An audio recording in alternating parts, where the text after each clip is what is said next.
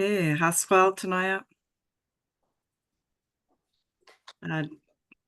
Tinaklincha Aslahan Alchameo, Hathan Squallow and Quins Quachnomia, Quinchement Come, Honest Squal TT. Welcome everyone to today's session, UNDRIP 101 in Indigenous Child and Family Services, Child and Family Jurisdiction, enacting our laws and upholding our inherent rights to care for our children, youth, and families. I'm Kelly McReynolds, and I'm Executive Director for People Services at Squamish Nation and our Child and Family Services. And I'm also Executive Director or on the executive for Our Children Our Way, BC Child and Family Services Directors. I'd like to pass it over to Judy Wilson to open us in a good way. Thank you, Judy. Yeah, thank you, Kelly, for giving us the acknowledgement in your language. It's always really great to hear that. And I'm calling in from unceded territory, the Secwepemc and Kamloops. And we're joined today in this beautiful circle that we have with our my co-presenter, Don Johnson, and our host, Michelle, and ever so lovely Michelle at Our Children Our Way Secretariat. And thank you, Kelly, for your moderating us today. Thank you.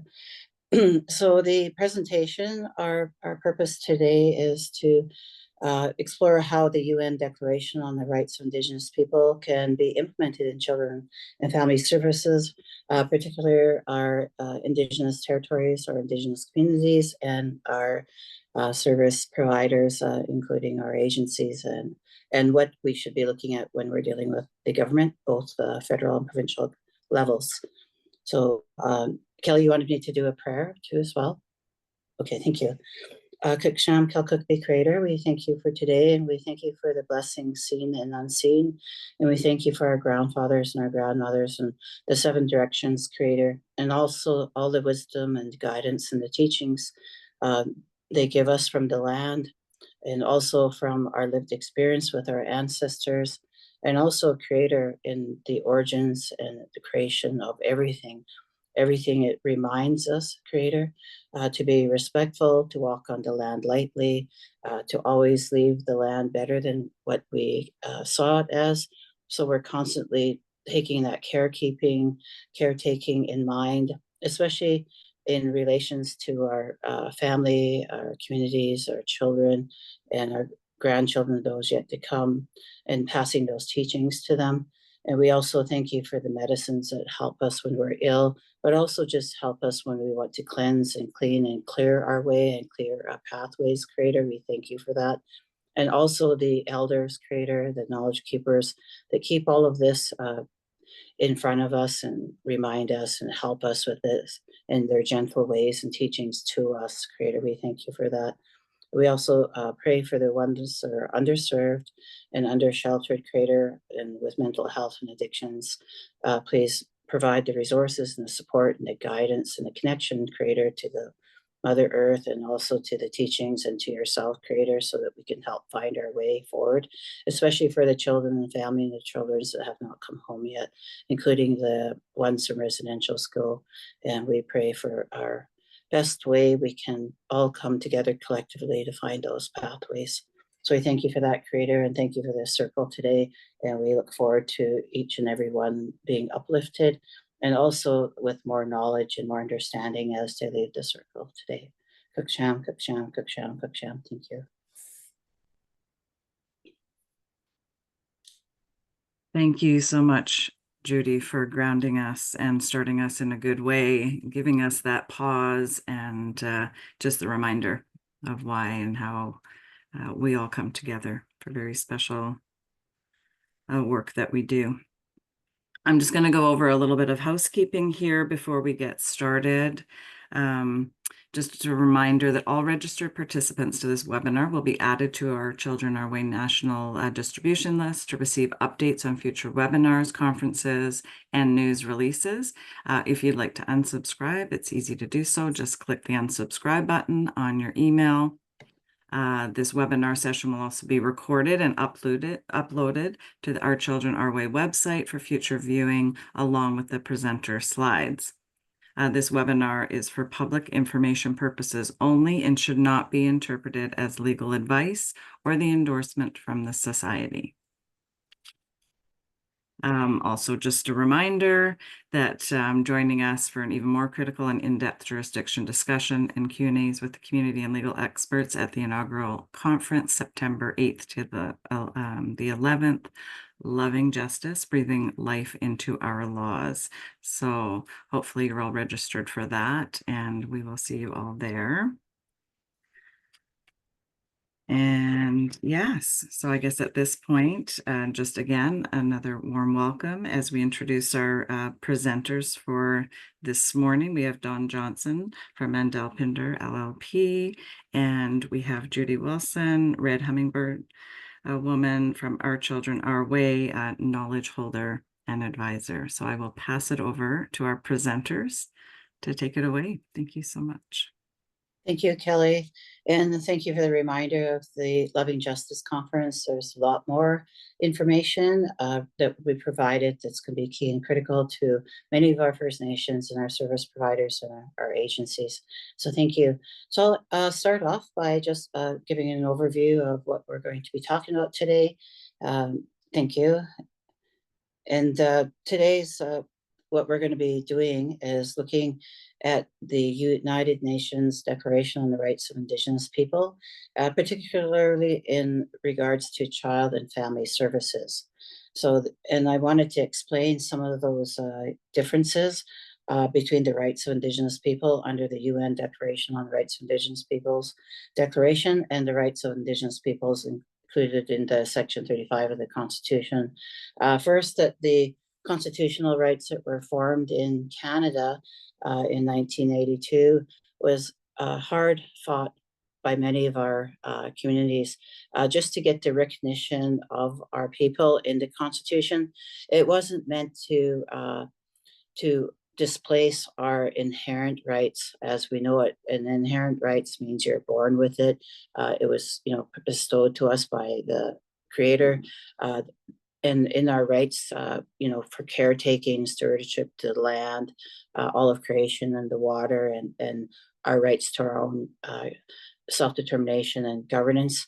So with the Constitution, it just was recognizing and reaffirming those rights. And interesting enough, though it said existing rights, so that caused a lot of the issues in regards to the land claims, comprehensive and specific claims. They split up in 1973. So the burden of the proof is on our own people towards claims. And as you've seen in the news, there's been many claims across Canada, some that are still not recognized by the federal government. So it's a long battle to be able to continue to work on our existing rights, but also those that are inherent, and also those under the treaties. There is the modern treaties, and then there's also the international treaties 1 to 11, which they also believe is with the covenant they have with the Crown, and that was before the colonial government. And so with the UN Declaration on the Rights of Indigenous People, it's a human rights framework. And many of our people around the world, our Indigenous people, penned the original version. And that would have upheld all of our rights minimally that the state governments would recognize and affirm. And it took a long time for that to happen. And everyone knows with, the countries that didn't, including Canada, that didn't initially endorse it, it took a long time to eventually to bring it to Canada. And once they did the federal legislation, the UN Declaration legislation, it was really, although it's international law, they wanted to put it under the Canadian framework for law, which is domesticating it, in which many of us wanted to upheld uphold the original intent, which was international law, and also the original intent of having the states to recognize our human rights here in Canada, because back in when the universal human rights were first accepted, they didn't include us. So they had a universal human rights, but it wasn't including the First Nations or Indigenous people around the world. So that's why many of our people through the United Nations actually penned the original version. So the original version then was revised by the, thank you, it was revised by the Human Rights Council. And then the Human Rights Council rewrote a lot of the sections. And then when it was introduced by the United Nations, it was revised again. A lot of it to make it more palatable to the state governments. And it's the version we know today. But there is an interesting overview of it if you want to get more into the details. It's called Rights in the Balance by Charmaine Whiteface. She's, I believe, Sioux from the United States, but it's a good publication to give you the original penned version, the modified version, and then the adopted version of the UN Declaration on the Rights of Indigenous People. It goes line by line, which was really helpful for me when I was dealing with both the federal and the provincial UN declaration and legislation. So it helps to bring a lot of context because there's a lot of different ways it impacts our inherent rights, the ways it impacts the international treaties, and the way it impacts the modern treaties. So that's just for more understanding. I don't want to get into the whole background of it, but that's the best book I have seen in regards to understanding the UN Declaration on the Rights of Indigenous People. So we're going to go over today the key provisions of the UN Declaration on the Rights of Indigenous People in relation to children and family. We're going to look at how it's being implemented, and also the strategies for using the UN Declaration to uphold child and family rights in the provision of children and family services, but that also affects jurisdiction. Thus, that also affects how we interact with the legislation, both federally, provincially, and also the ways we're using it in the courtrooms. That actually is included in this slide deck as well. It's relevant information for what we're dealing with, but in no way is it limiting. There's still a lot of ways we're looking at how we're implementing it ourselves. A lot of ways we're looking at how moving forward we're dealing with it, but also we still understand a lot of the legislation is not backward looking. So there's still a lot of the understandings we have to deal with when we need to deal with it in our claims as well. So I'm on slide 2. So I'm going to hand slide 3 over to Dawn. She's going to go over some important terminology we're going to be using through this slide deck. Thank you.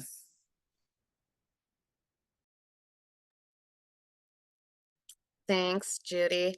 Kai, if you could just go back one slide, please. Great. So thanks for that incredible overview, Judy. I feel really honored to be able to co-present alongside you here today.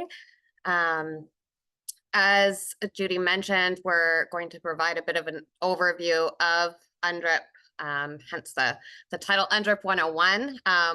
It's not going to be a deep dive into the UN Declaration on the Rights of Indigenous People, but gives a bit of background and context as to the UN Declaration, and then weaving that into existing domestic law, as well as inherent rights that Indigenous people hold here, and how that can be applied in child and family services on all levels. So before we dive in, I just wanted to do kind of a quick overview of some of the terminology that comes up frequently in this sphere, and some of the differences between those things. For some, this will be old information, and for some it may be new, and just want to make sure that we're setting the stage for folks to have that same understanding. So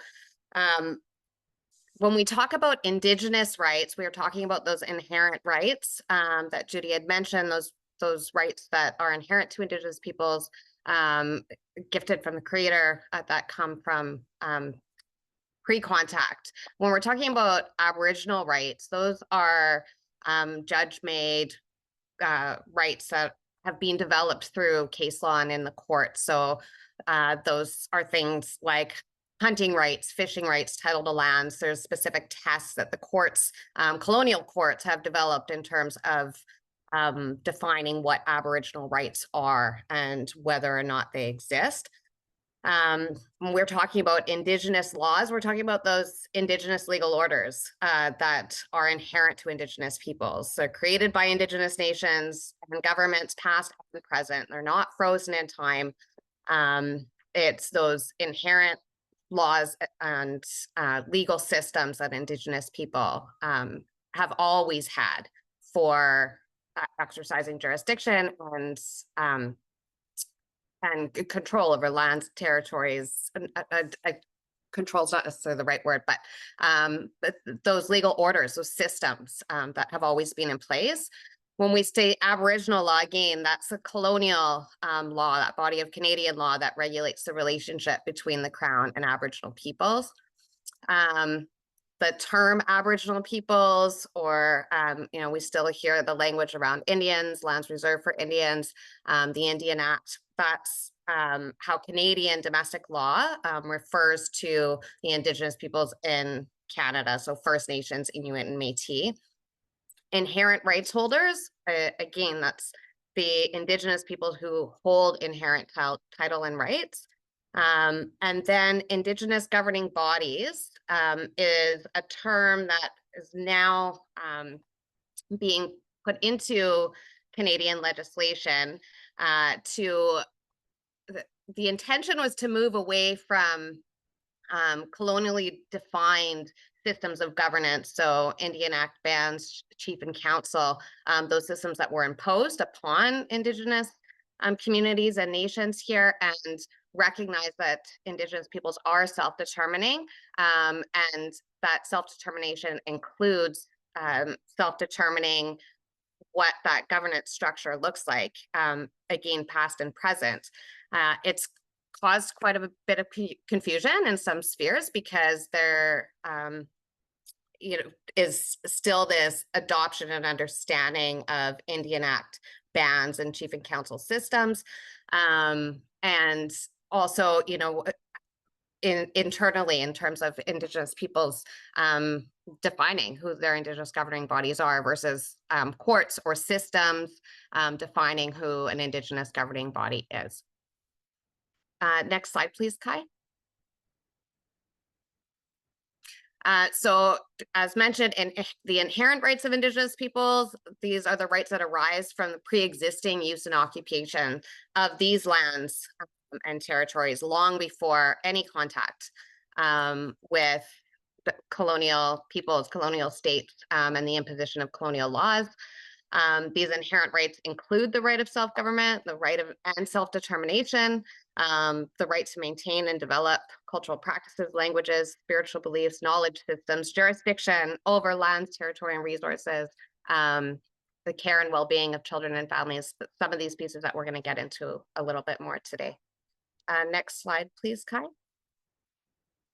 And then Section 35, right? So these are the rights that are recognized and affirmed within the Canadian Constitution. So those existing Aboriginal and treaty rights being recognized and affirmed, those pre-existing inherent rights, the way that the courts and the colonial law is recognizing these pre-existing rights and sovereignty of Indigenous peoples. So this is part of also recognizing that relationship between the Crown and Indigenous peoples. So Section 35 is a really important aspect of domestic law, of Canadian law, in regulating that relationship between the Crown and Indigenous peoples, in particular how the Crown is supposed to act in its relationships with Indigenous people, and supporting a foundation and a framework for the rights of Indigenous peoples here in Canada, but it's only one aspect of it. And so UNDRIP and inherent rights generally, are at that foundation, and Section 35 is a complement to those rights. Next slide, please, Kai, and I'm going to turn it back over to Judy here. Thank you, Dawn. It's really important to understand the Constitution and also the inherent rights and self-determination. And so inherent right, the self-determination isn't granted by external governments or any other bodies. And it's critical for the effective implementation of the UN Declaration on the Rights of Indigenous People. I just wanted to say our inherent title and rights is first and foremost as the foundation to anything. And many of the nations that are working towards their own laws and jurisdiction understand that. That's the first cornerstone, is always the most important one. And then these other legislations or colonial instruments or court decision cases are on top of that. And then the human rights framework, of course, sets what our minimal human rights should be. So it was an international human rights instrument, and it was adopted by the General Assembly in 2007. And it represents over 20 years of the negotiations and the work that many of our Indigenous people did around the world. And we have many people in BC that also worked on it. I know I think a lot of the UN discussions that happened earlier on, my uncle, late Grand Chief George Manuel, definitely was, part of that when they had discussed, how we would protect our inherent title and rights, and also how we would use international law towards that. And accessing years, many of our advocates and people, leadership were involved. And I know my cousin, late Chief Arthur Manuel, was also involved.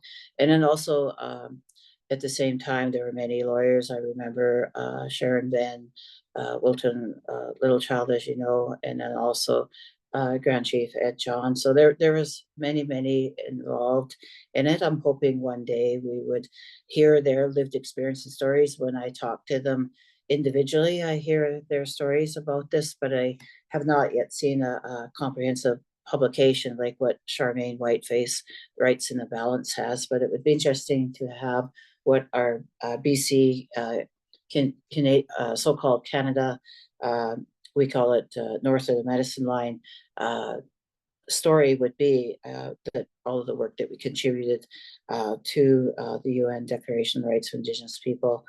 So that there's a divide, though, who wanted to have it emphasized for our rights and those who wanted it to be palatable. I heard both the stories from each the ones. Some say that we wouldn't have it if they didn't make it palatable to the states. And then some said we should have fought harder to make the rights upheld in that declaration. So we'll go over what some of those limitations are and what some of those issues are later in the slide. And many states, including Canada, were concerned that recognizing Indigenous rights to self-determination and our land rights without the limitations would challenge their sovereignty. Canada says they're sovereign, so that's still the fight we have, because many of our nations, we understand our sovereignty, and that would lead to the conflict over jurisdiction and resources. So we already see how that plays out in the courts, and we already see some of the issues when we talk about the UN Declaration on the Rights of Indigenous People. So still that'll have to be still continued, and we'll be learning a lot more as these different challenges come to light.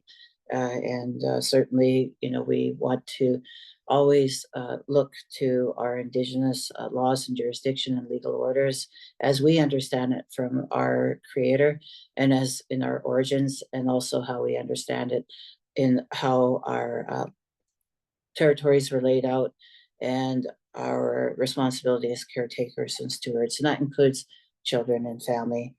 So Canada was only one of 4 states that voted against the UN Declaration on the Rights of Indigenous People, as I mentioned earlier in my overview in 2007.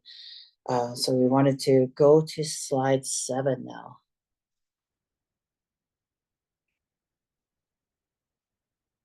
So in voting against it, Canada raised significant concerns over the UN Declaration on the Rights of Indigenous People, and the wording on the articles addressing land and resources, as well as free, prior, informed consent. So that was a big issue, and it's still a big issue that's being raised. So in 2010, Canada officially adopted the UN Declaration on the Rights of Indigenous People, but did so with some objections and reservations, specifically with respect to the right of free, prior, informed consent.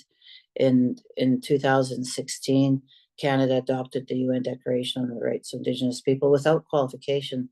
However, it did so that stating the implementation would be through existing mechanisms such as the Constitution and also their recognition of our title and rights and treaty rights framework, the recognition framework, some call it. So that's some of the challenges and issues that we have. And also they said the declaration in 2010 was an aspirational document, which we know is not. It's international law, and they recognized it speaks to the individual and collective rights of Indigenous people. So, there always seem to be, some limitations that they put forward. And I traveled to a lot of the different UN meetings, and I was there to hear some of these statements. Minister Bennett also stated at one of the meetings was Canada believes that our constitutional obligations serve to fulfill the principles of the declaration, including free, prior, informed consent. So they did say that, and they did say without qualification. But again, they said it would be within their existing mechanisms, and such as the Constitution and their original recognition framework that they've been working on for many years now. So we'll go to slide 8.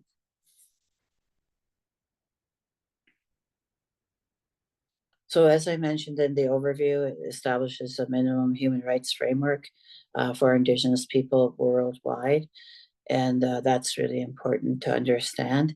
And together with sections of the UN Declaration on the Rights of Indigenous People, it reflects the overall purpose and intent of recognizing the sovereignty and self-determination of our Indigenous people.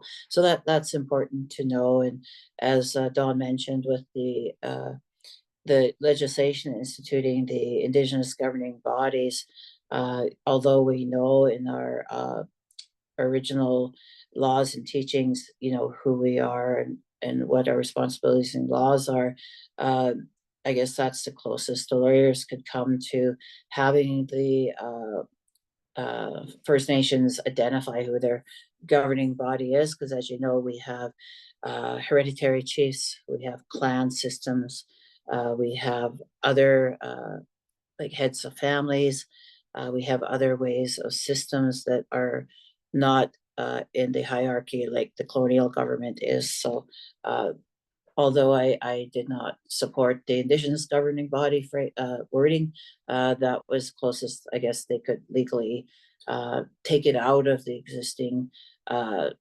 terminology and framework to be able to open the door more as they felt they were doing for the nations to identify that for themselves. So that it doesn't, we want to be clear though, that the UN Declaration on the Rights of Indigenous People, it doesn't create new rights. It's it expresses the international human rights, which are norms in the specific context of the history, culture, and background of Indigenous people around the world. So that's important. We wanted to reflect in this presentation.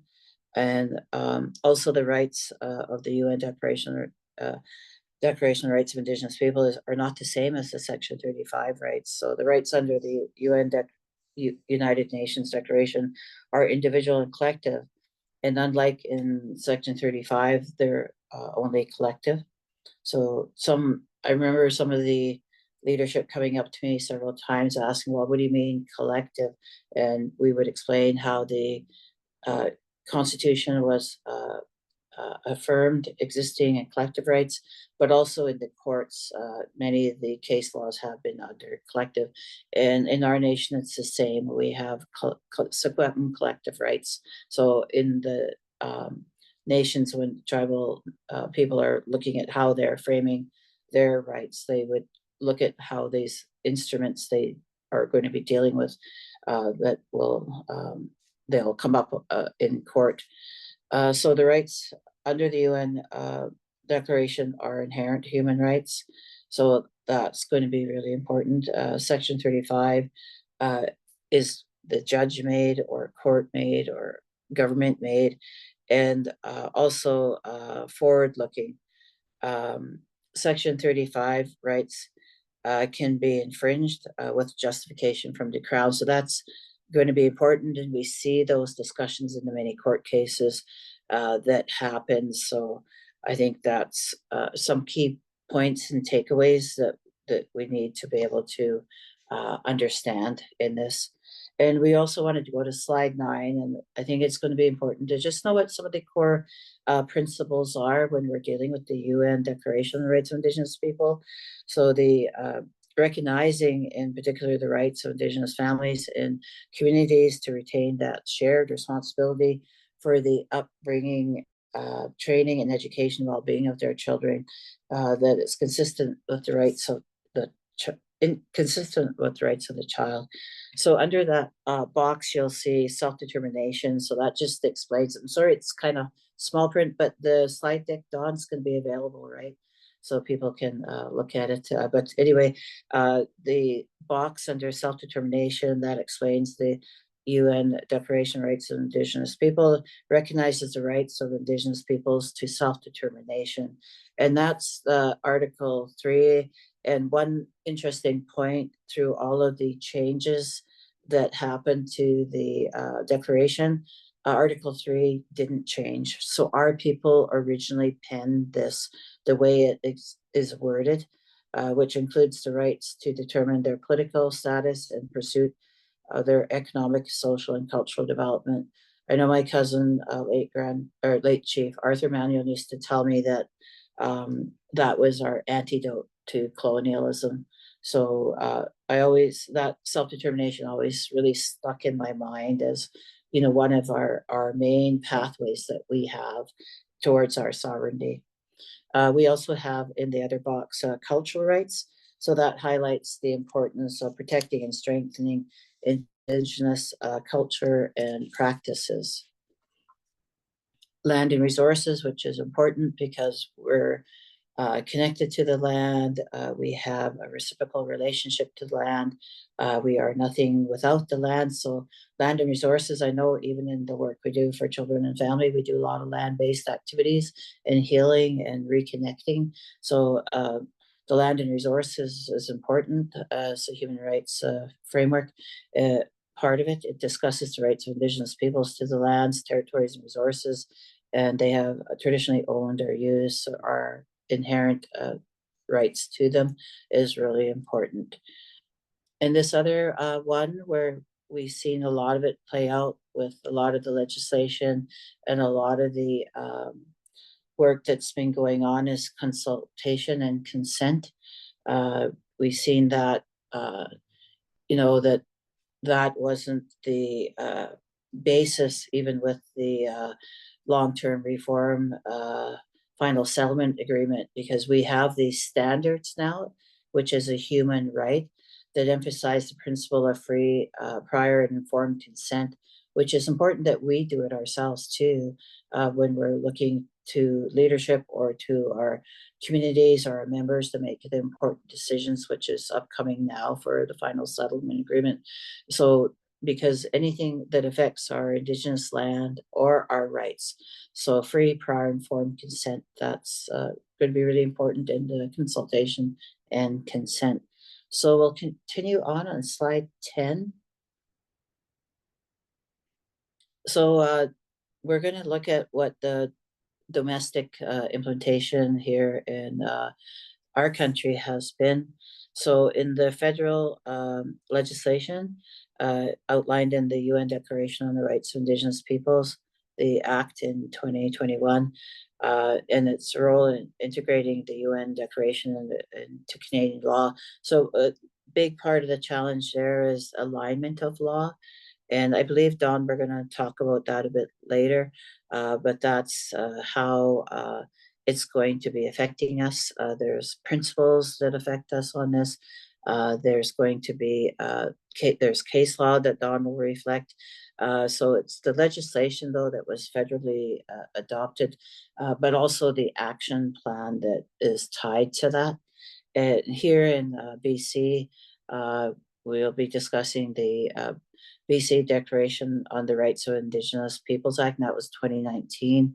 And that was, an example, I believe the only example in Canada yet, Don, of a province having a provincial legislation on the UN Declaration.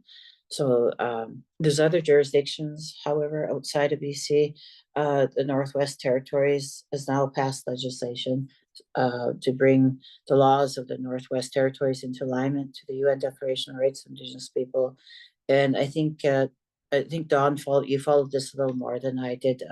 In Manitoba, there is reference to the rights of the UN Declaration on Rights of Indigenous People in their provincial legislation, acknowledging the obligation of the province of Manitoba to protect those rights. And in Ontario, like BC, there's specific reference to the rights of Indigenous people under the UN Declaration on Rights of Indigenous People in their provincial child welfare legislation. So, Don, I want to thank you for really drilling down to find out what the landscape was. So that helps us understand what else is going on out there. I think it's important to keep track of.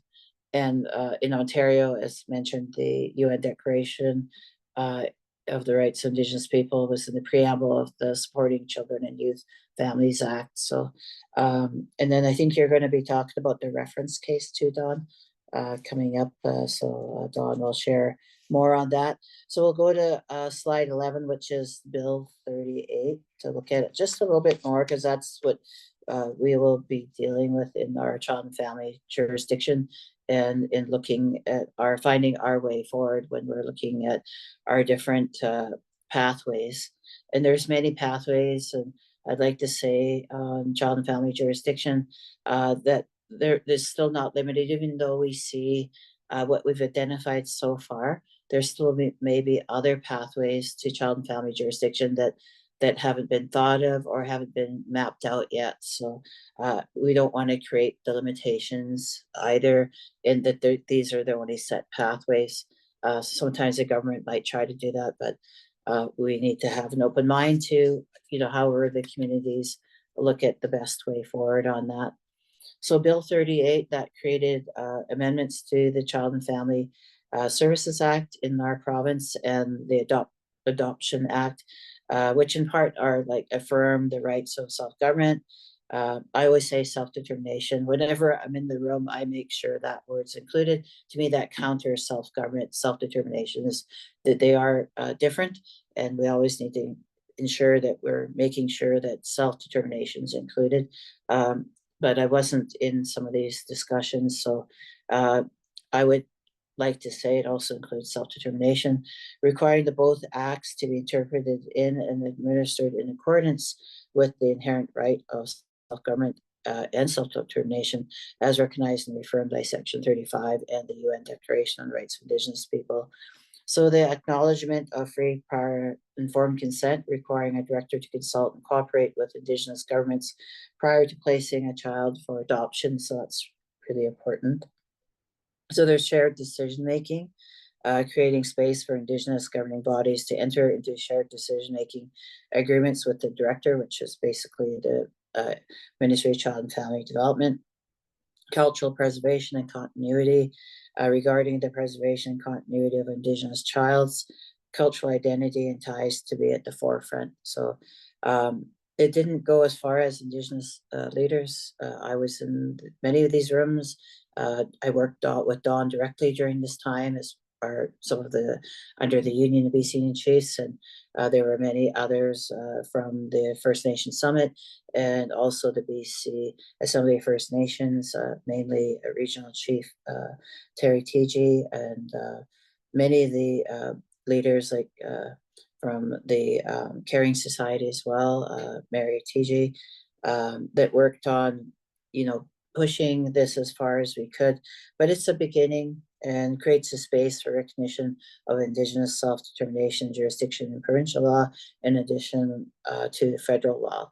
So we still recognize there's still more changes and improvements needed on the Bill 38 legislation here provincially. So we can go to slide 12, and we'll talk about a little bit about the differences here. UNDRIP and DRIPA, that's the words we gave the federal and the provincial legislation. So they make direct commitments to uphold the UN Declaration on the Rights of Indigenous Peoples. So these action plans are important to know. We can't just look at the legislation and think, oh, that's it. This is like a strategy or overview plan of what they're committing to do. So it includes the supporting Indigenous jurisdiction over children and family services. So the Canada, the UNDA, they call it, commits Canada to continue to implement the federal act and to support Indigenous jurisdiction over children and family services, and to reduce the number of children in care. And meanwhile, the provincial one, the DRIPA, BC committed to develop a BC-specific fiscal framework to support Indigenous jurisdiction over children and family services. And that's why when our leadership met not too long ago, a few weeks ago, we have commitments by the provincial government to work on this fiscal framework. And that's why the long-term reform final settlement agreement's important, that we have that BC-specific context, that BC-specific strategy and plan when we're dealing with that, with the rest of the nations across the country, so that they know that we have these certain frameworks that we set in place quite some time ago, and we need to have that respected.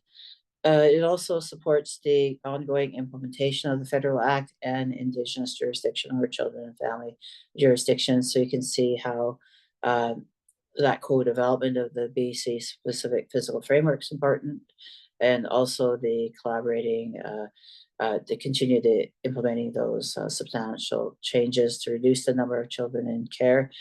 One important note was we were noticing there was a reduction of children in care, but it's almost like the numbers were shifted in another column. And now we see there's issues as you've seen with the don't ask or don't look away report from the RCY. We still have to make sure when we're looking at how we're reducing the numbers that there's no further harm in how we're reducing those numbers, because we can't just put them into one other column or category and not provide the resources and support that they need. So I just wanted to say that under the action plans, it's going to be important we continue to follow this and continue to ensure that those commitments are reached, or what Canada and what the province committed under those action plans. So we'll go to slide 13. I really love this photo. It's such an amazing photo. It's just like a sea of orange. So I just want to say that. So the domestic implementation of case law. So the federal act respecting First Nations, Inuit, and Métis children, youth, and family. The federal act explicitly states that the purpose of the federal act is to contribute to the implementation of the UN Declaration on the Rights of Indigenous People, and to recognize and affirm the inherent rights of Indigenous peoples in relation to child and family services. So very, very important. So including the inherent right of self-government, but also self-determination and jurisdiction over children and family services. We have to keep pushing that it's self-determination as well. So this is going to be important to continue looking and following this, and also in respect to our own inherent child rights and treaty rights. So the panel believed that the national legislation, such as the CHRA, must be implemented or interpreted so as to be harmonious with Canada's commitments expressing the international law, including the UN Declaration of Rights of Indigenous People. So just as the alignment of the law and the implementation of our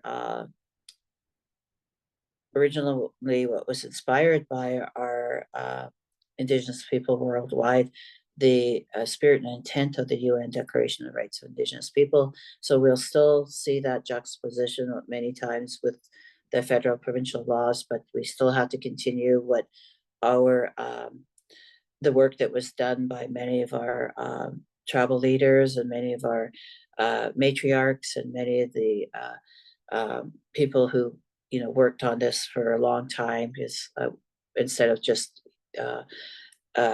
dealing with something that the colonial government interprets again, or what the federal or provincial governments interprets, it needs to be guided and directed by us. So Dawn, I'm going to hand that over to Dawn for slide 14.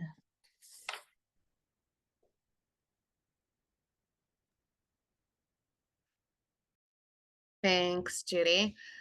So as Judy was mentioning, we have the Federal Act respecting First Nations, Inuit, and Métis children, youth, and families that was passed within the purpose of the Federal Act. It says specifically that one, it's about affirming that inherent right of self-government, which includes jurisdiction in relation to child and family services. In section 18, when we're talking about the recognition and passage of Indigenous laws as having the same force and effect as federal laws in Canada, there's also that recognition of the inherent right of self-government held by Indigenous people that's affirmed in UNDRIP, and as Judy mentioned, taking a step further to self-determination, but also recognized in section 35. And the other very clear stated purpose in the Federal Act is that it's to contribute to the implementation of the UN Declaration on the Rights of Indigenous Peoples. Next slide, please, Kai.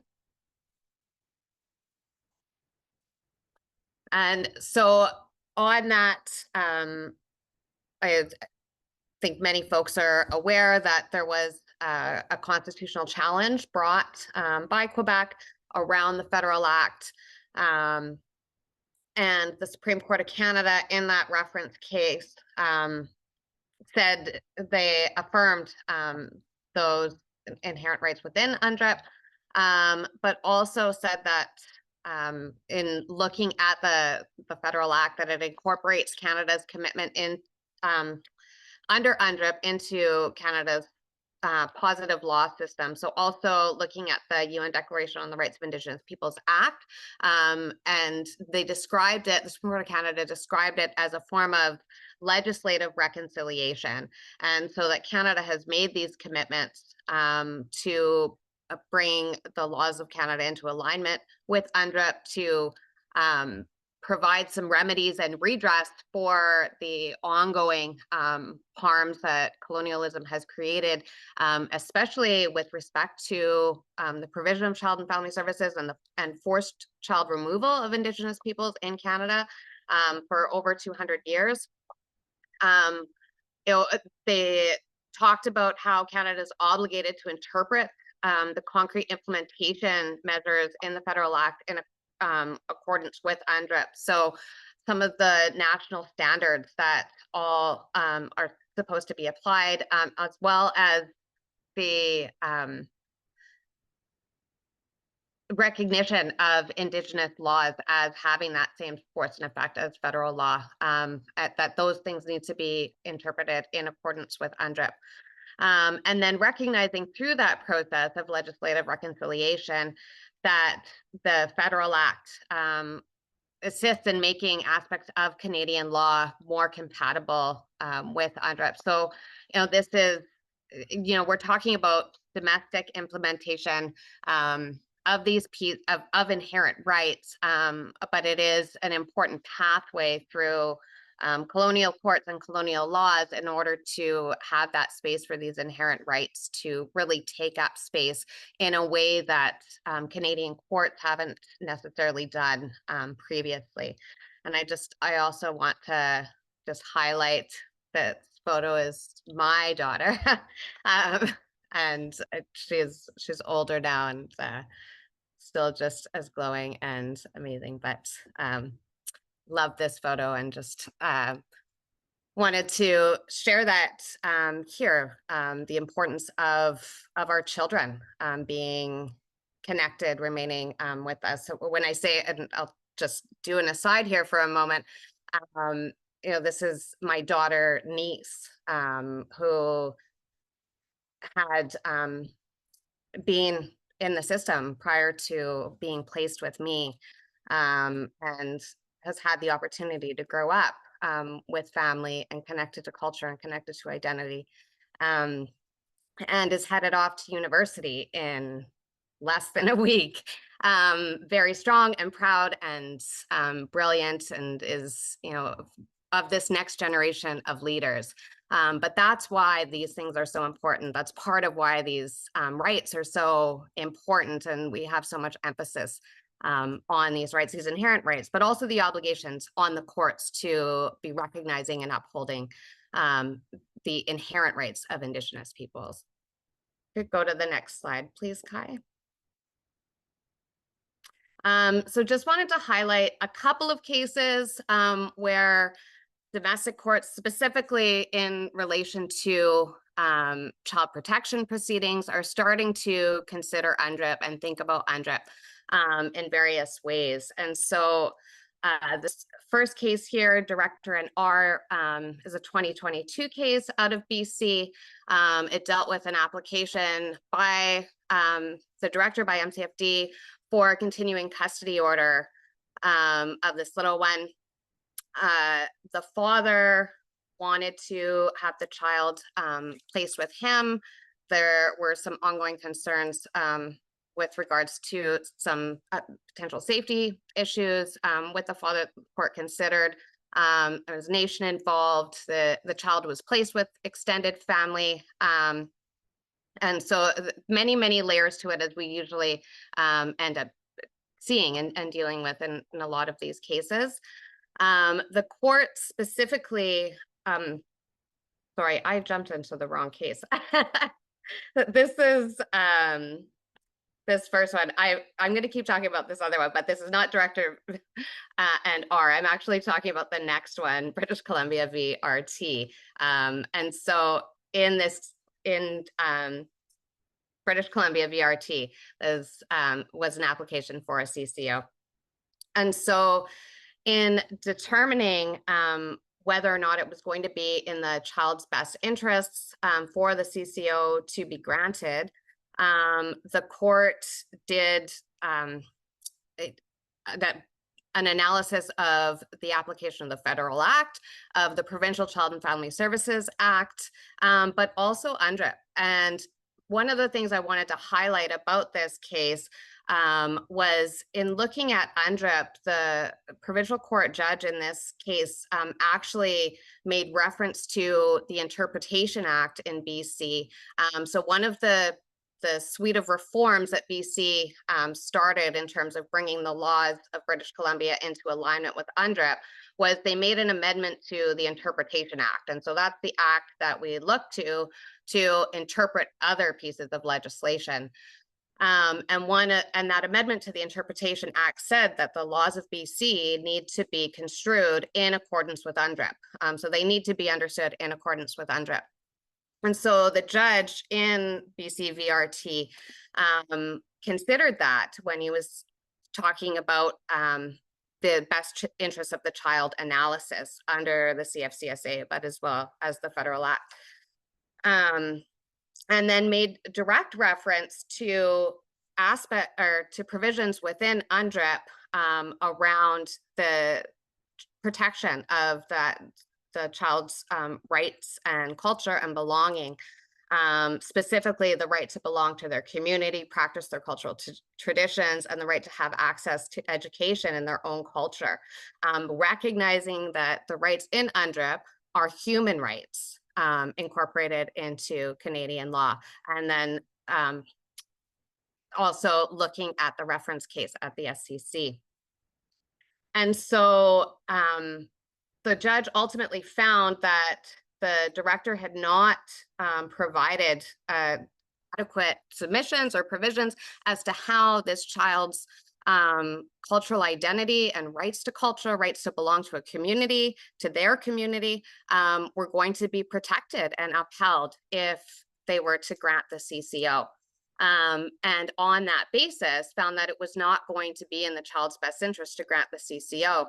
And so the director said, well, if you're not going to grant the CCO, then you have to return to the father, but there's not, recognizing that there were still some ongoing potential safety concerns with the father that the judge wasn't confident had fully been dealt with.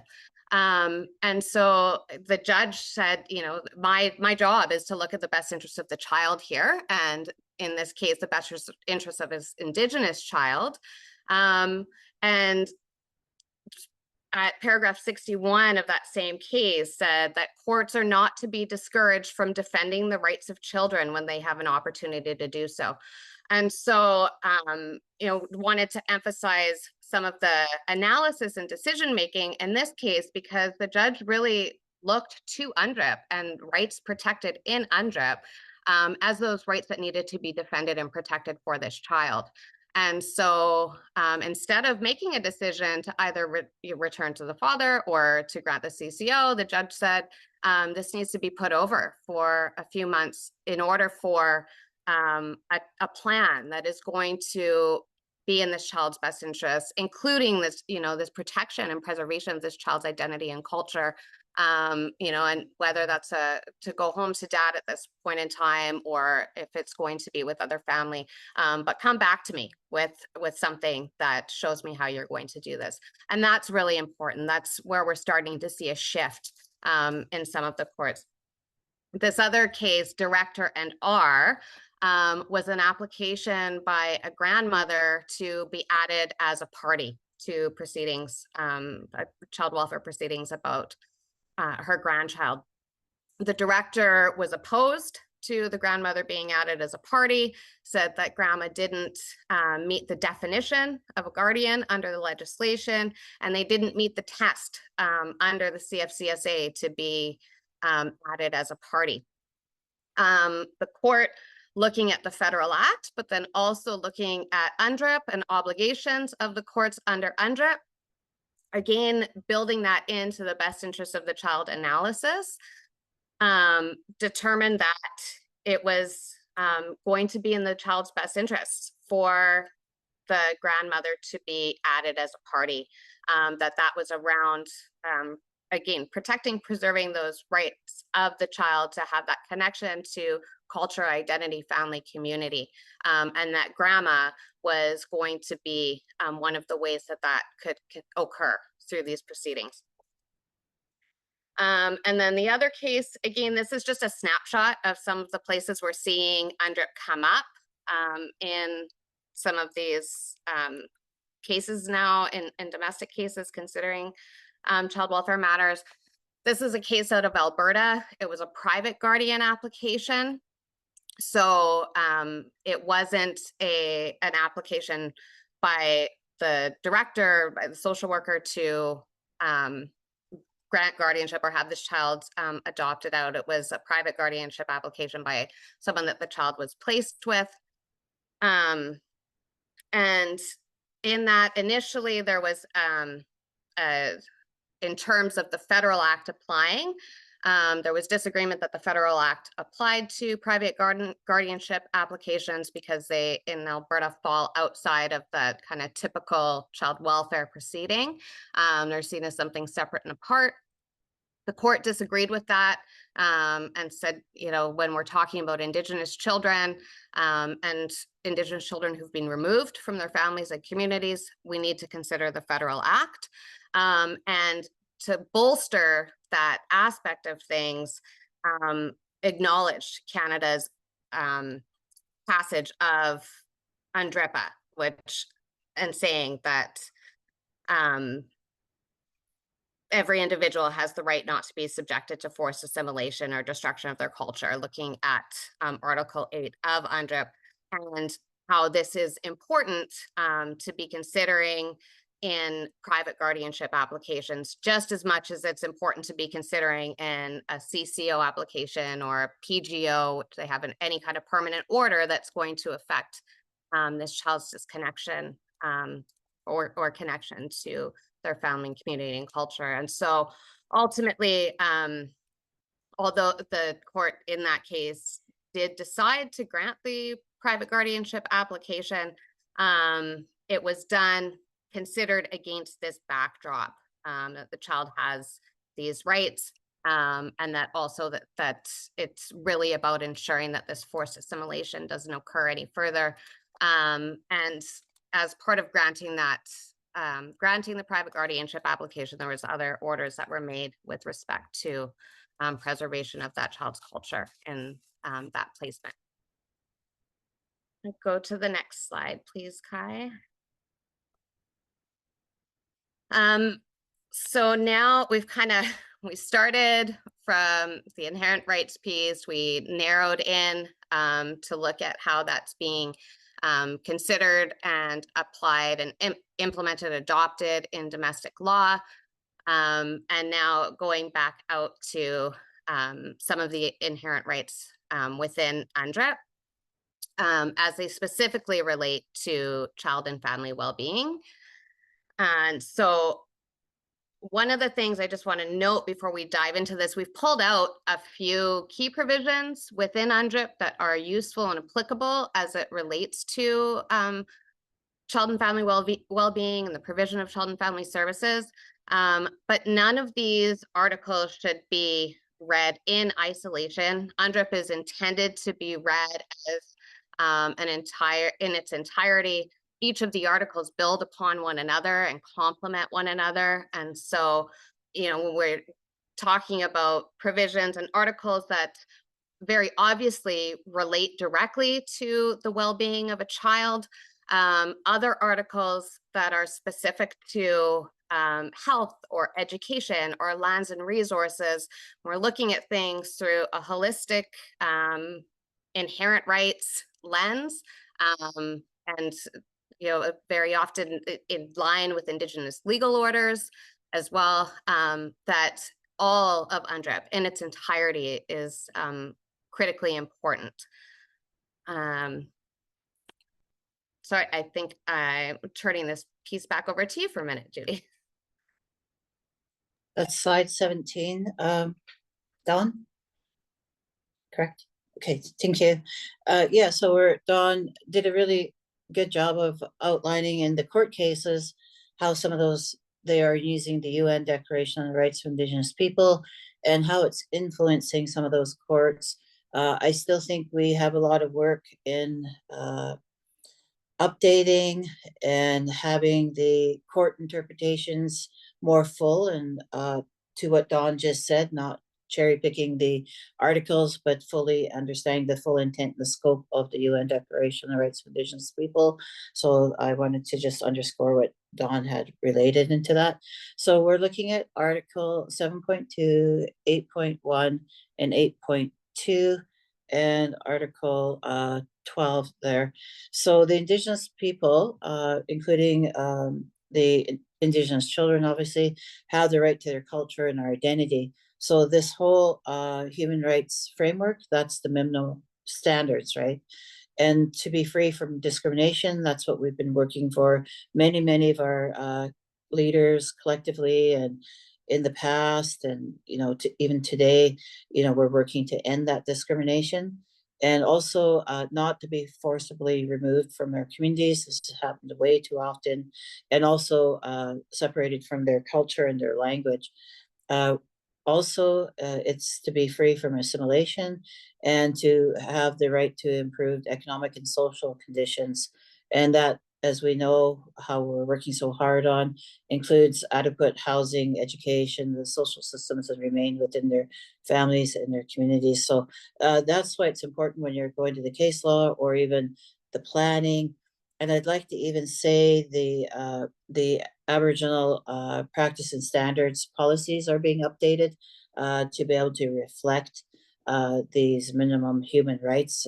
It's going to be so important when we're using them or implementing them or talking about them in when we're looking at those plans and those the care plans, or even how our people are being treated in these different systems, whether it's in court or in the service providers, that we need to know what those minimum human rights are.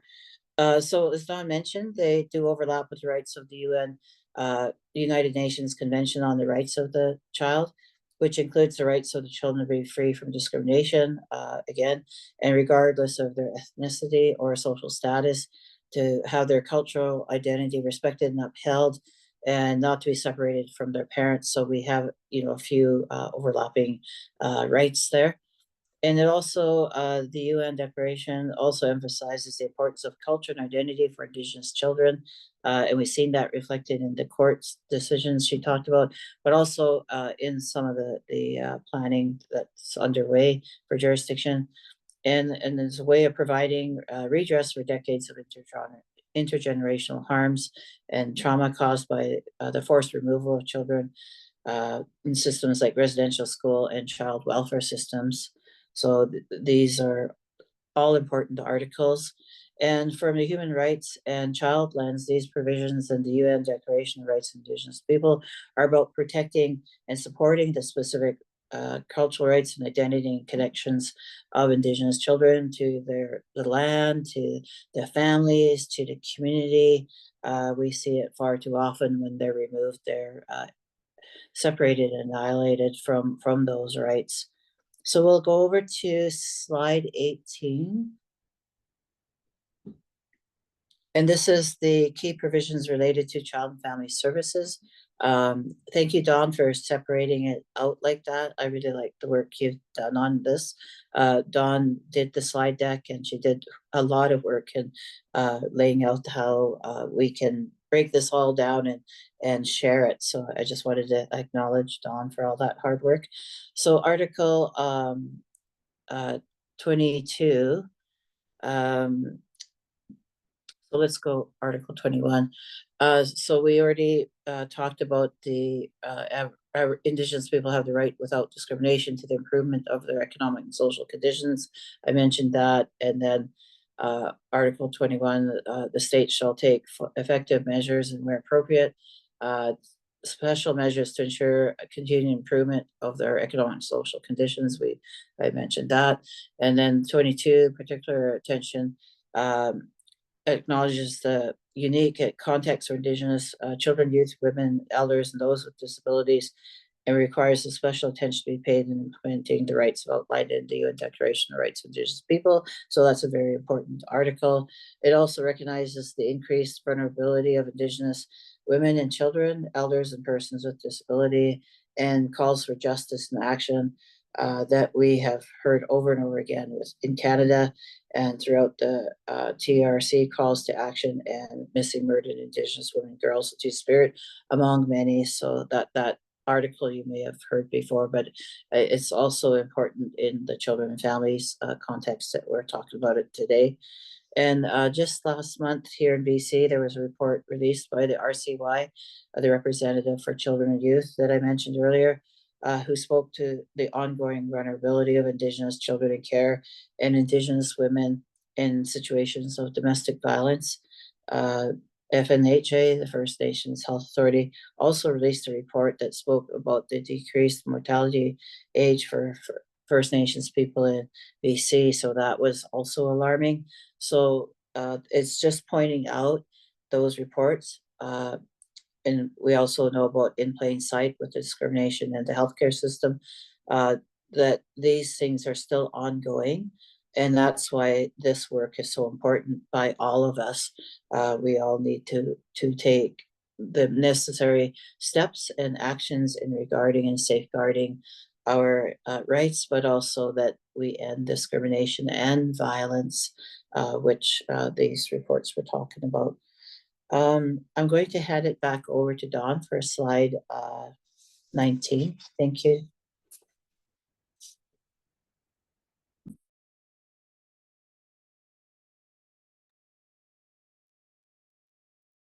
So just pulling out some key provisions related to jurisdiction. And I want to note that we are seeing the questions pop up in the chat. We're almost through this portion, and then we'll get to responding to some of those live. So just wanted to let you know that we are seeing them and do plan to get to them. So key provisions related to jurisdiction, specifically in the child and family context. Article 3, as Judy was mentioning earlier, the right of self-determination, which is really one of the core principles within the UN Declaration, and something that was really pushed for and fought hard for by Indigenous peoples who were a part of those negotiations, that recognition of the inherent right. And so when we're talking about UNDRIP, we're talking about the rights provided for within UNDRIP, that these are inherent human rights. They're not just inherent Indigenous rights, they're inherent human rights to, that apply to Indigenous peoples, recognizing that specific historical and modern day context that exists for Indigenous peoples. And so self-determination being one of those key core principles, that right to determine political status and to freely pursue economic, social, and cultural development. Article 5, which speaks to the right to maintain and strengthen these distinct political, legal, economic, and social, cultural institutions while participating fully in the common law, in the state and the colonial state as well. So it's not about one or the other. It's about recognizing legal pluralism as it exists with Indigenous peoples, Indigenous inherent rights, Indigenous legal orders. And that piece around maintaining and strengthening those distinct institutions is, you know, as we're talking about the exercise of jurisdiction or the assertion of jurisdiction, the right to choose and develop those institutions in accordance with the laws and protocols and practices of that specific Indigenous nation. And so that might look different from one community to the next. But it's around that right to choose, that right to develop. The same goes in terms of developing decision-making institutions or bodies, you know, what we would look at as tribunals or courts. Indigenous peoples have always had their own mechanisms in place for resolving disputes and making key decisions, including those around child and family well-being, the provision of child and family services. And so this is the right to develop and maintain these institutions and to participate in the common law, colonial law, the rest of the world in the same way. The right to determine identity and membership in accordance with customs and traditions. That's a really important one. And I noticing a comment in the chat. You know, the Indian Act was imposed upon Indigenous peoples, and the membership provisions in particular within the Indian Act were really focused on assimilation and enfranchisement. It was around reducing who was actually recognized as an Indian in Canada. And so through that, there has been this big separation, this loss of community and identity and membership for so many individuals, in particular, Indigenous women and their descendants. And so, we've seen over the last 40 years or so, various amendments to the Indian Act to try to provide redress and remedy that ongoing sex-based discrimination in the Indian Act. That continues to be ongoing, and there's that's a whole webinar all in itself. And other ways where individuals became enfranchised from their communities and lost their status, and are continuing to now, where we have 6.1 and 6.2 status within the Indian Act, and after that, an individual is non-status. And so that recognition within Indigenous communities that there is that right to self-determine who our children are, who our members are, that recognition, that question, that thought around who claims you, right? And that Indigenous people, have that right to determine their citizens, their members, to claim those children in accordance with their own customs and traditions.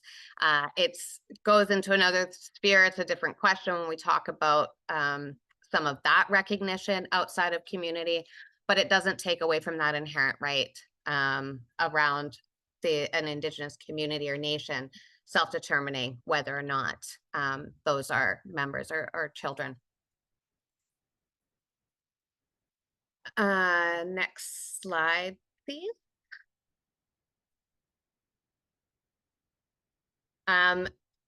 So this is just around that, again, that right of participation. Participation and free, prior, and informed consent. So, the right to participate in matters that affect their rights through representatives chosen by them and in accordance with their own procedures, as well as to maintain and develop their own institutions. Spoke a little bit about the development of institutions, but the right to participate in decision-making matters that would affect their rights, like any matter affecting an Indigenous child who is considered belonging to that community is a matter affecting the rights of Indigenous people. When we think about children at the core and at the center of our families, of our communities, of our territories, and that ongoing transmission of culture, of language, of lands, of resources, everything being held for the future generations. It's children that are at the core of that at all times. And so, I say, and I think Judy agrees that, anytime we're talking about Indigenous children being removed, that transfer, that loss of identity and culture, that is a matter that's impacting the rights of Indigenous peoples collectively and broadly. Did you want to add anything to that, Judy?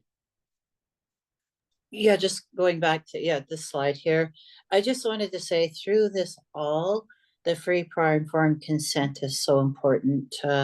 And also, and how it applies in our children and family services area, our jurisdiction, creating our institutions for decision making, and also that we need to consider that in anything that may sever the tie between the Indigenous child and their family or their community.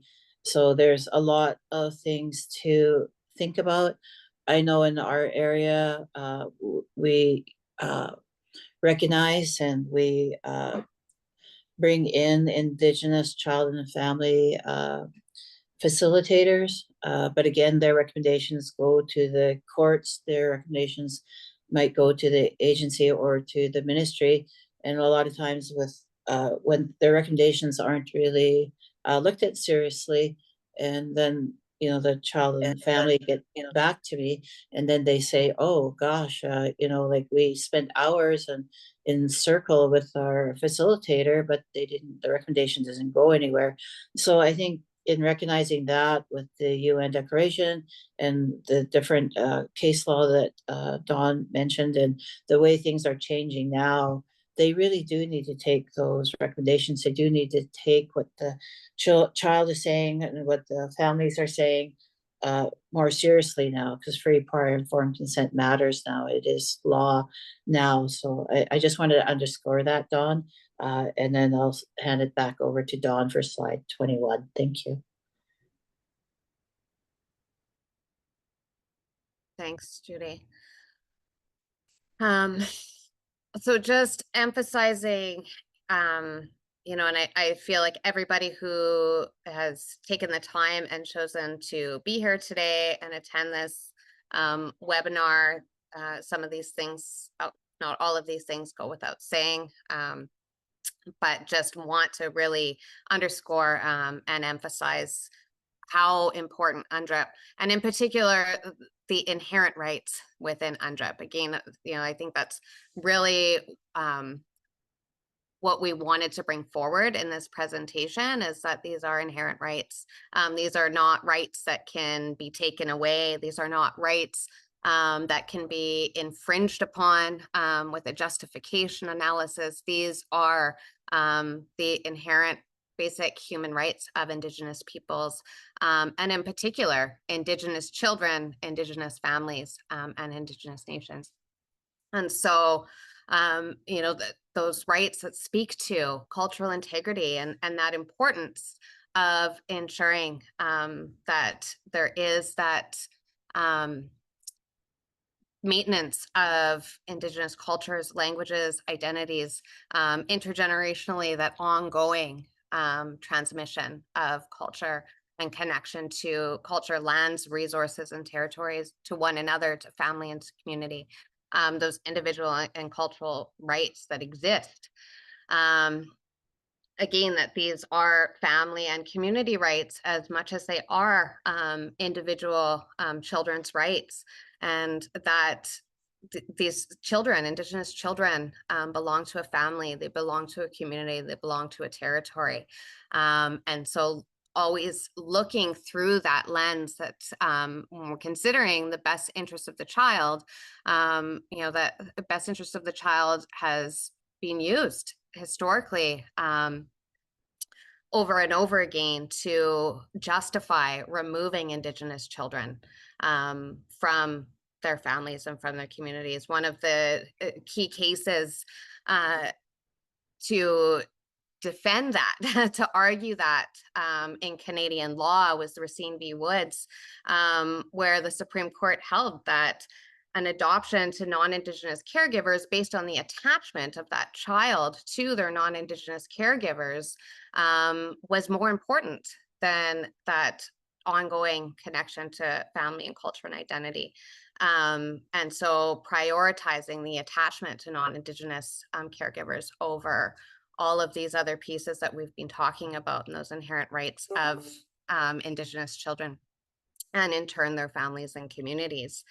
You know, and then fast forward, you know, 30 years from Racine v. Woods, and we have Brown v. Canada, which was a 60 scoop case, where the court recognized that in doing this, and removing these forced removals, ongoing forced removals of Indigenous children and placement into non-Indigenous homes with no mechanisms in place, no recognition of the importance of that child's culture and their identity and their community, was actually a breach of Canada's duty to Indigenous peoples, their fiduciary duty to Indigenous peoples. Well, that's when we go back to that, those constitutionally protected rights and the relationship between the Crown and Indigenous peoples, their obligation to act honorably in their actions with Indigenous peoples, where some of those pieces come in and are really important. But recognizing that, you know, finally is starting to have some recognition just in the last few years that by not protecting these rights, these inherent rights, that was in breach of Canada's duty to act honorably and to ensure that the rights were upheld for Indigenous peoples. And then that piece around jurisdiction and self-determination, I think, you know, we wanted to start from this place of inherent rights that, as Judy said so perfectly at the beginning of this presentation, that these inherent rights are not granted by the courts, they're not granted by the Crown, they're not granted by legislation. These are inherent rights that are held and can't be taken away, that they're granted from Creator, and that the right of jurisdiction, the right of self-determination comes from that place. And we have these other tools now. For the first time in history, we're starting to have these other tools in the colonial law framework. We've got case law, we have legislation, we have recognition of the discrimination against Indigenous families and communities in the provision of child and family services. So those are all tools, and UNDRIP and the rights that are affirmed in UNDRIP is another tool in that full spectrum, in that full toolbox that can be used to really be forging a path forward and creating bigger space for the assertion and recognition of Indigenous jurisdiction over child and family services in whatever way that looks like. Because that's the other aspect of it, that self-determination is a right to choose. It doesn't have to be all or nothing. It isn't all or nothing, and that's not determined. It shouldn't be determined by the Crown or the courts. It's a right to choose. It's a right of self-determination. And next slide, and I'll turn it back to Judy. Thank you, Dawn. Thank you for all of the bringing up to light the importance of the UN Declaration of Rights of Indigenous People in Child and Family Services, which was our purpose today, to explain how that might be implemented, used, and guided, but also not forgetting the cornerstone, the foundation is our inherent child rights and treaty rights.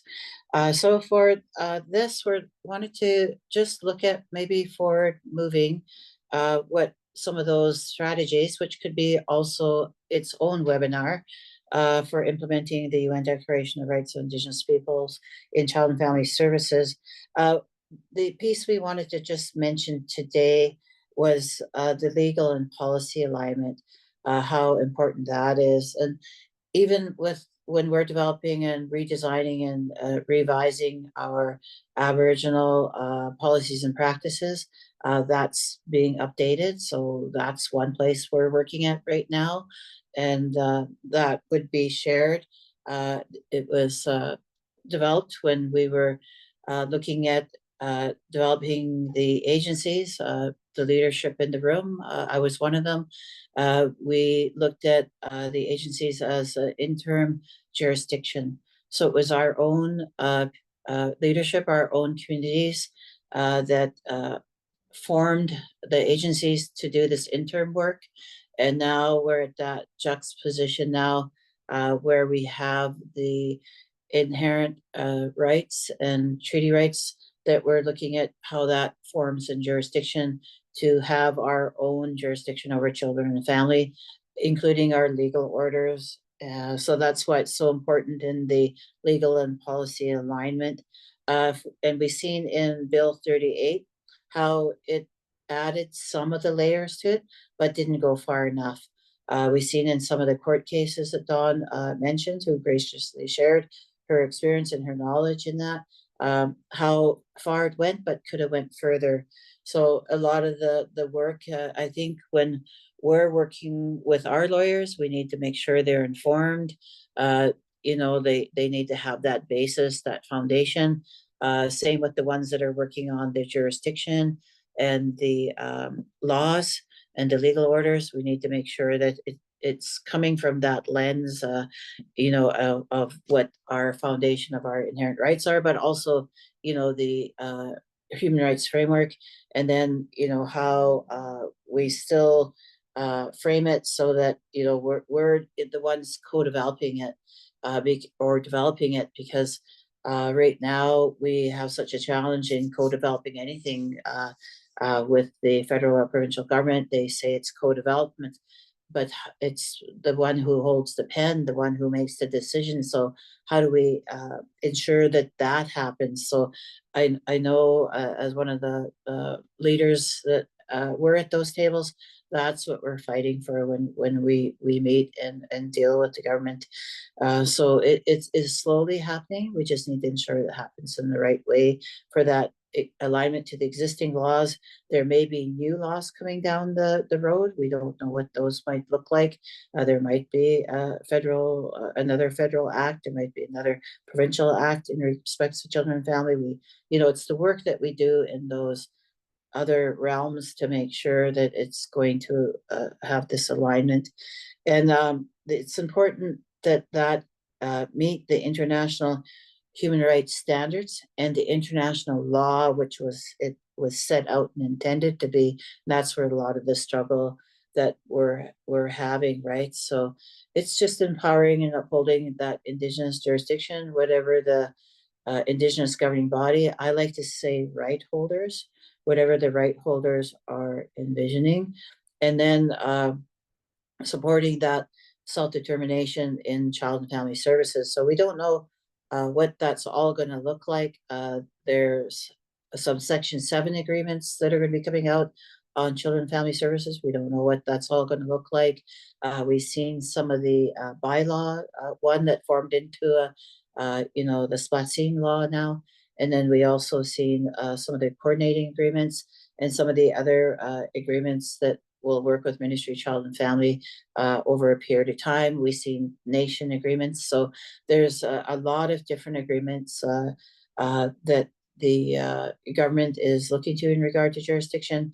And all of those would be looking at a lot of these different areas. So this webinar is timely, but also there still needs to be most likely another whole discussion, Dawn, on how do you implement it, how do we use these tools in regard to forming those outcomes. All of it is looking for the best interest of the ways we're using and implementing our inherent title rights and treaty rights, but also the minimal human rights in the UN Declaration, and also, the recognition and reaffirmation in the Constitution. But again, it's going to take a lot of work at the end of the day. And I'd like to say at our Loving Justice Conference coming up on second week of September, please register. I think it's going to be very important. There's going to be a lot more discussion on the laws and the policies and the alignment, and also how some of these communities are taking that on and have their shared and experiences, and some of the challenges in and around the co-development and development for implementing not just the UN Declaration of Rights of Indigenous People, but first and foremost their own laws, their own jurisdiction, and their own legal orders. But I'd also like to say what I was seeing occur is it starts with that vision. It starts with talking to the community members, the families, the children themselves, so that they have their voice, they have their shared vision, and they can see what that might look like other than what we're dealing with now. Because once we get to that shared vision and we're supporting it, what it looks like for those right holders, I think that's going to make the tremendous difference in any implementation of the UN Declaration or any implementation of our own laws, our inherent laws, our inherent jurisdiction, and our inherent rights. We spoke a lot about inherent rights, and but that's for each right holders to define and to be self-determining, and also to how that's going to work in their communities, because it needs to have the resources and the support to be able to do that. And that's where a lot of this will come up against, is what resources and what capacity and what resources are going to be provided for this. So but again, we see a lot of work being done. We see a lot of changes that are coming, and I think they're going to be substantial, especially for this next generation coming up. I'll end it there, Dawn, and I see we have a lot of questions, so we are going to answer every question in the follow-up. if we don't get to them today, but I'd like to ask someone to help us moderate these questions so that we can provide our feedback on them. Kelly, we'll do our best, but just reassuring, we're going to be replying to anyone that put a question in. Thank you. Absolutely. Thank you so much, Judy and Dawn. That was amazing. Lots of detail, lots of information. I can only imagine the conference forum is going to give us that much more to take us further. Really interesting, looking at these key provisions, especially related to well-being as inherent human rights. And, taking us through this way into more detail, more impacts, how it can support our jurisdiction, and breathing life into our Indigenous law. No further harm, safeguarding our rights, and ending discrimination. And I know that's what we all want. So this is great to bring us together. We've got about 15 questions. I can read them out and we can sort of work through them that way. I think they're all here written, so I'll go through them one by one. So the first one to Judy, is it the intent of BC or federal Conservatives to repeal UNDRIP? If so, can they do this successfully? Well, I think, when new government comes in, they do try to change a lot of things.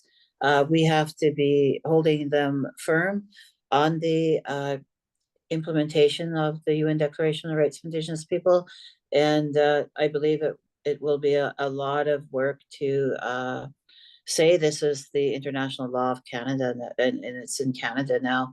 And they will most likely do their best. I haven't heard formally anybody repealing it yet, but I know a lot don't support it. So I think when we're looking at who we're voting for, and this webinar isn't to tell people who to vote for, but we have to be informed and we have to be aware of what their party platform is. And definitely the Conservatives need to be asked that question directly so that it is on record. And I think it is something to be aware of moving forward, because we've worked so hard to get to where we are now.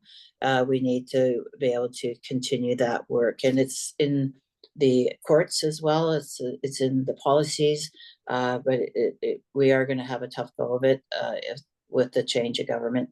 So we just have to keep it front and center. Mm-hmm. Thanks. Dawn, did you want to add to that as well? Are we good? No, I think that was great. I mean, there's processes for any government to pass or amend or repeal legislation. So they go through those processes. Mm-hmm. I don't think we can add much beyond what Judy's already said. Good. How do we reduce the jurisdiction and authority that is given to social workers? A lot of the time, they are the issue and we need to correct them.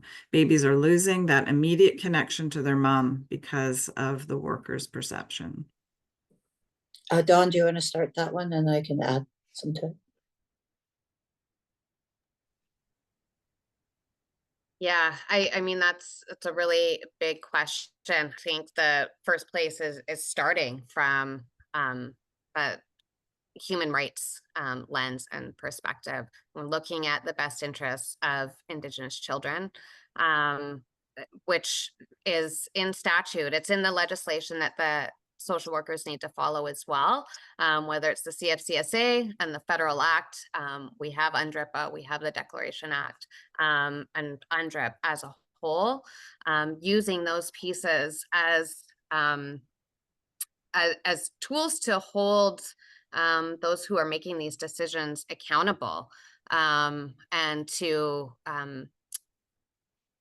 recognize the importance what is in the best interest of children, and also in that the participation of nations and communities, and the role that so many of you play, and the right that you have to play that role, to participate in these decisions.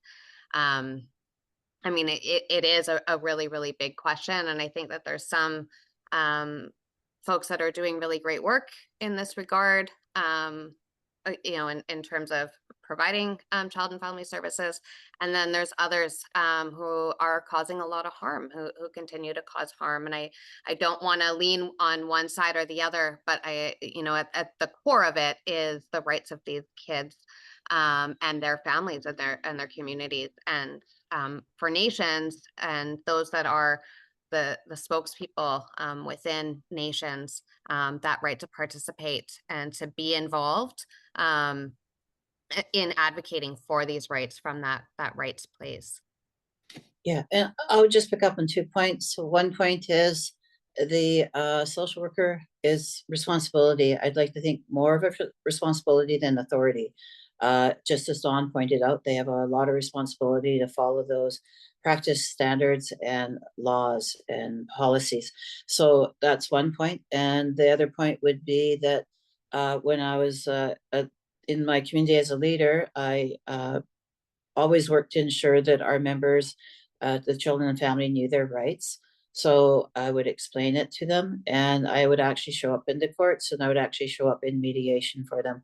And when they were being dealt, not treated very well, I did remind the mediator, I did remind the social worker and the director, whoever we were dealing with, sometimes the judge, of their rights, and also that the responsibilities that were part of it. And I think it made a big difference, like Dawn said, when leadership or people show up in the courts and the mediation advocating for the children and the family. I did see it made a big difference. So families and leadership coming together to support that child makes a big difference. Okay, thank you. Is there work being done to assert this to unions and ministries where our people are working to implement not only for our children, our future, but ourselves as government employees? There's a lot needed in collective agreements and job roles, internal policies and practices that need strong voices to help us advocate for our rights to work with and for our people from our self-governing and determined ways. Yeah, there's a lot of meetings happening. I was just at the Ministry of Child and Family Development co-jurisdiction meeting that was held in Vancouver a few weeks ago. So they're going through their engagement processes with the right holders themselves. So we got to talk to a lot of the people that were dealing right on the ground with a lot of these issues. And but the implementation is still really critical. Getting it through to the ministry, to each level, each sector, because there's so many of them. I think they're working on, learning more. I think they do have a What We Heard report, but how much does that include the human rights under the UN Declaration? Still have to keep pushing it at all those meetings and raising the awareness. And when we respond back, it's going to take all of us to do that work.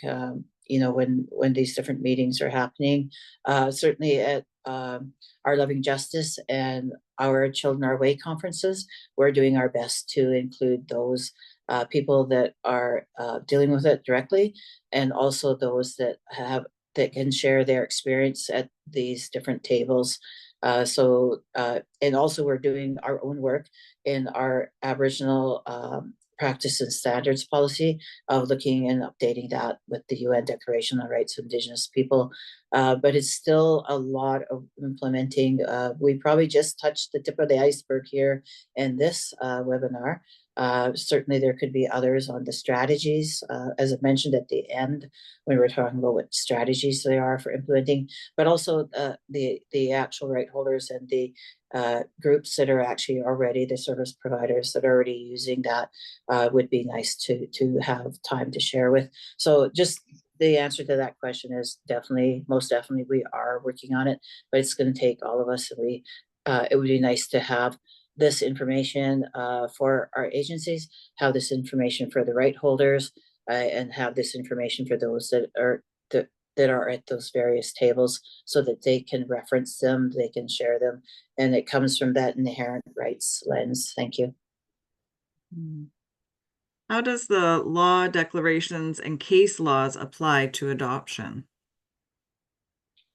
You want to start that one, Dawn? I can share some lived experience.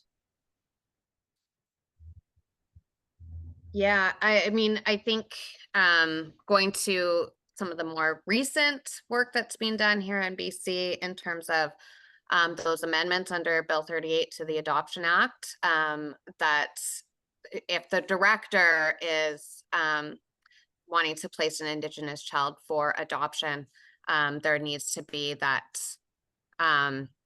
consultation and cooperation with the Indigenous community or communities to which the child belongs.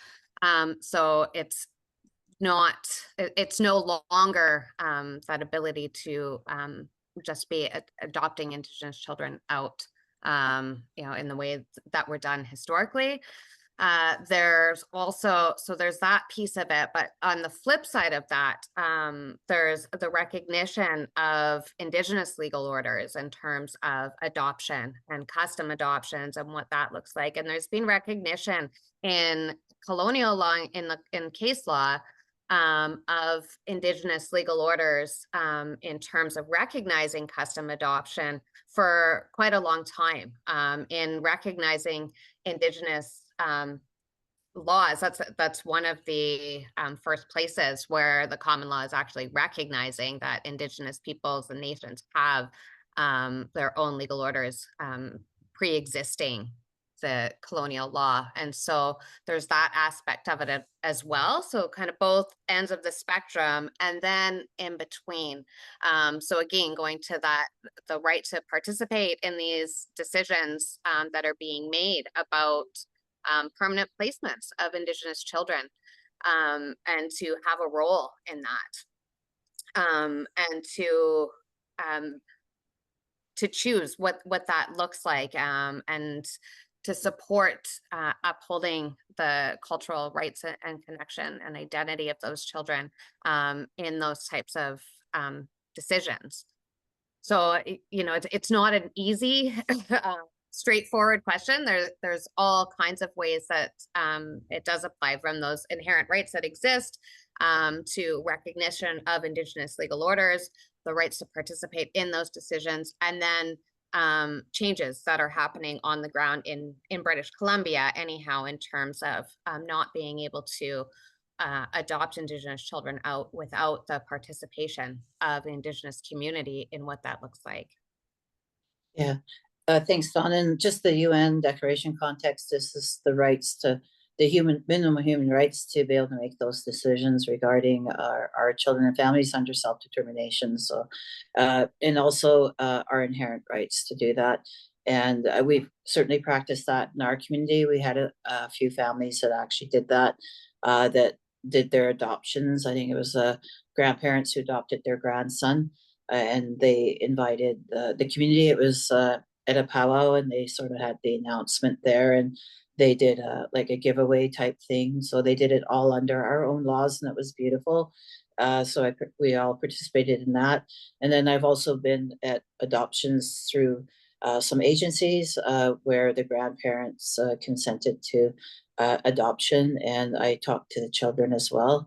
And they were old enough to understand everything. So I just wanted to make sure they understood. I was there with the grandmother when everything was explained, and they went through a beautiful ceremony as well for the adoption. So that was done under most likely like the Ministry Acts, how the Bill 38 Act. But anyway, there's different avenues for adoption. So they just need to understand which pathway they're going to take. And but I guess to me, when it's really important for the child's belonging, and that the child understands that, and they're supporting that adoption. Because I always make sure I check with the child as well. Thank you.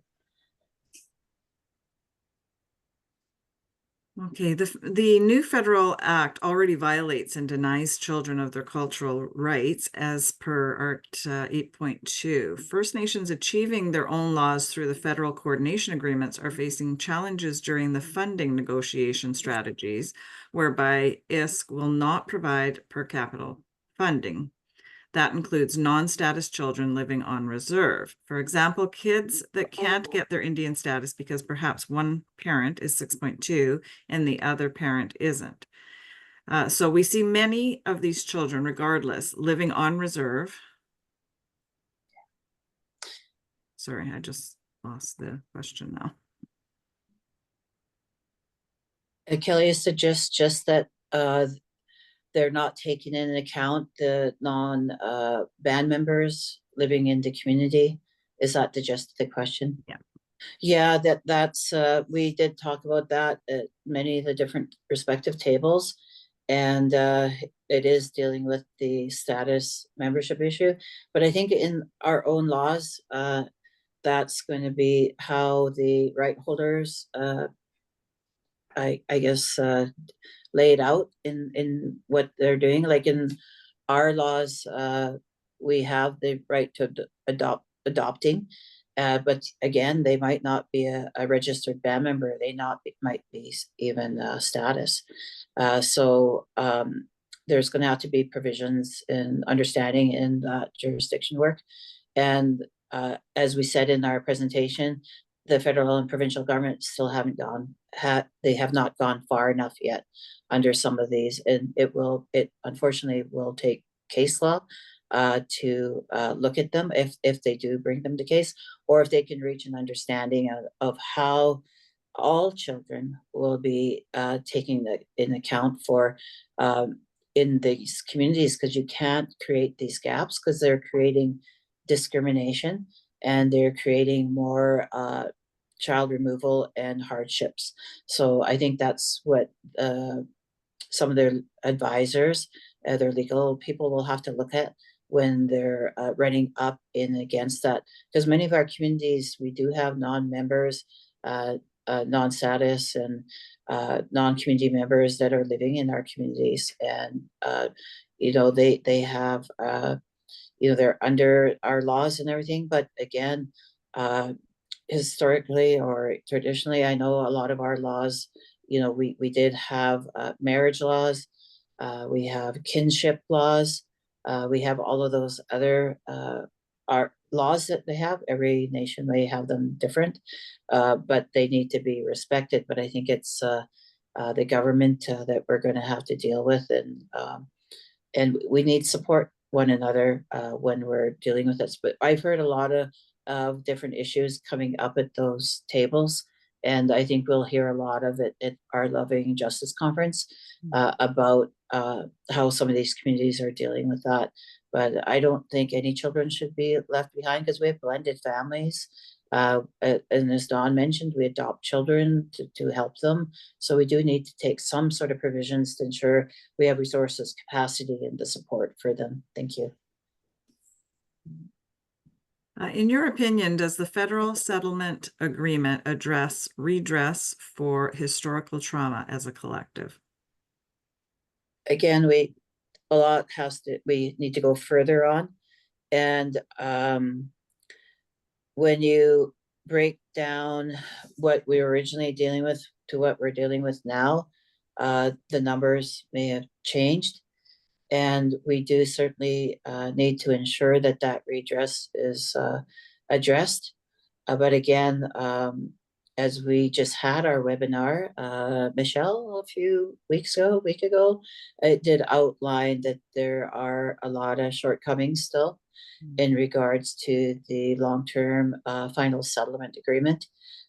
You could go on our Caring Society to look at what those are itemized, because I don't want to go into all of them right now, or you can go into Our Children Our Way to look at that webinar that was posted, Michelle, that should be available for people to look at what the challenges and what the issues are in regard to the long-term reform final settlement agreement. I know the leadership will be dealing with that in September coming up. And I think everybody needs to be informed on what those issues are, and also the work that's continued that we need to do. I don't think just getting a lot of money is going to be the answer. There's a lot of work that we just talked about in this webinar. in regards to how are we making these changes. And it's really important to look at how we can do that for the right holders, like they're self-determining, they decide that they're going to do that, but also how we support that work, and then also how that we can collectively work on these other issues as they come up. Because just as the last person mentioned, what about the children that are not members of our community? What are we going to do there? What are we going to do if the government doesn't have the oversight and the accountability, if the Canadian Human Rights Tribunal is no longer oversight? What is going to make the government do that? Can they just change it? The accountability, the prevention, and the oversight. But in BC, particularly, we did have strategies, and we're going to be meeting September 8th. So I'm hoping that link's also shared, Michelle. So how the leadership can join that September 8th meeting to learn more. I can't go into all of it, just that my particular views, for my own personal views, that I felt there were a lot of shortcomings, and we need to discuss them. We need to make those amendments. And again, the amendments were even hard to make. So that's the other telltale sign that we need to figure out how do we do that to make it stronger and make it better. We've done that before. We can do that again. Thank you. Thank you. What is available for Indigenous men? If they are strong and healthy, our women will be treated with respect, love, and compassion. Yes, most definitely. I think we mentioned that several times, that to end discrimination and violence, it's going to take us all, and that's including the men. And I think when the nations are looking at what their programs are going to be, a lot are also including land-based healing. So we can't really go on the land just all women. Usually it's men and women that go out in the land. I've seen some communities with amazing land and water-based healing activities, and included the whole family. So yes, we cannot forget the men. One teaching that I received from our elders is that we are both male and female energy, and there's female and male roles in all of creation. Everything you look at, even the plants behind me, there's male and female. So we do need, in order to be complete, we do need the male energy, and we do need the men in the room with us. And most importantly, the men supporting and working and healing, the same as our children and our women. We need to do that together to make those substantive and lasting changes from this colonial pathway that we've survived, and to move forward. It's going to include the men. Thank you. Dawn, did you want to comment? No, I think you've captured that really well, Judy. Does the legal system and participants know about UNDRIP and DRIPA? Do they get training on this? That's a Dawn question. Well, I mean, yes. Is it sufficient? I think it depends who is receiving the training and how they're absorbing it.